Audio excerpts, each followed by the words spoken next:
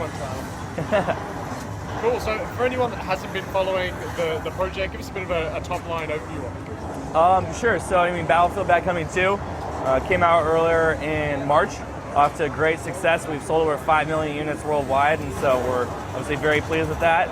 And had great success. We've been releasing pieces of content for players called VIP map packs, and now we're kind of ready to come out with our big digital expansion pack, and that's Battlefield Bad Company 2 Vietnam. Cool. So what's changed?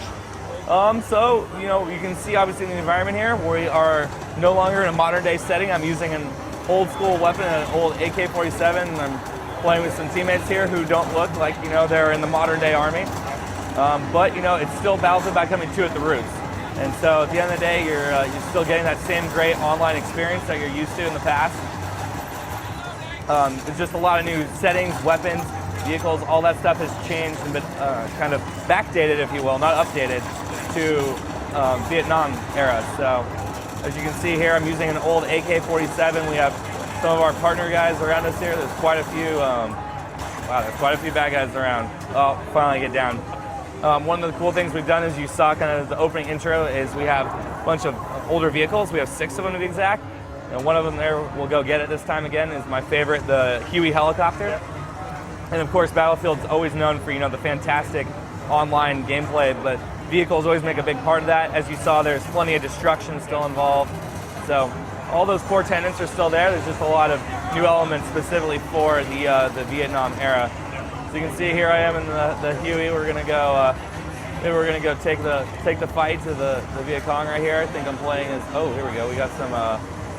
Somebody doesn't want you to. Yeah, someone doesn't want me to. So we're gonna come in hot in a second here. We also have a whole bunch of. Nice. There we go. Let my teammates take it out the rest of the way. Woo. Going from a modern setting to Vietnam, where you are limited by the kind of era-specific stuff that you can put into the game, is that a challenge or an opportunity? I think it's a little bit of both. You look at it in the terms of the fact is we wanted to make an expansion pack out of this game, and we didn't want it to be just new content and for the sake of content. So it's a really cool experience when you get in there. You look at the numbers and stuff, and you're like, okay, there's new weapons, there's new maps, there's all that new stuff. But at the end of the day, I can still come in here and try and come in there and try and dump a vehicle right on him. Kill this guy down for us. There we go. So at the end of the day, it's a brand new experience, but still feels like Battlefield. And one of the cool things that we have in the game, you have small things like we talked about the weapons, you have new vehicles. There's 4 new maps, which give you a lot of new area to go in and play around in. But together, it feels like a brand new experience. So you have these great things like, the destruction of the vehicles, but you're getting in there using different weapons, and it really just feels differently. And you get stuff. One of the big things I've taken away is the dense foliage.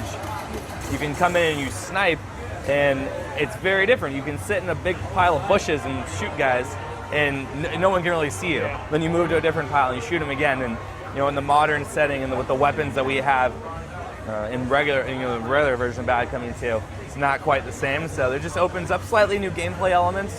One of the cool things that we have with Battlefield.com, we have a blog, and we post every time we do a major change or update. We post a lot of those changes, what they are. Slightly tweaking or balancing weapons is a really big thing. Making sure that something seems like it's slightly over or underpowered, you can adjust it, you can tweak them and tune them.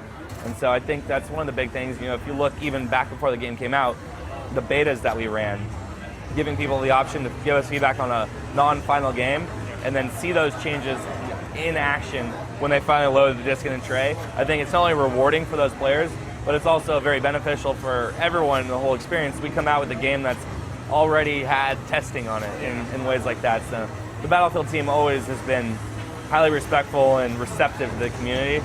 So even more so coming in with this title in this game, I think a lot of people are excited about it, and in a lot of ways it's a good nod back to a older game that we may have made a handful of years before. Yeah. So what are you showing here that's new? So everything like we talked about, the setting itself is new. We have the same modes that we've had in Bad Company 2, but this map itself is called Phu Bai Valley. And so as you can see, is that we're talking about the dense foliage and stuff like that. We have 4 total maps, and there's good variety within those maps themselves as well. So this is just one of the many to show. And you'll recognize it's kind of traditional conquest mode. Oh, so now I'm going to switch to the gunner and see if I can. All right.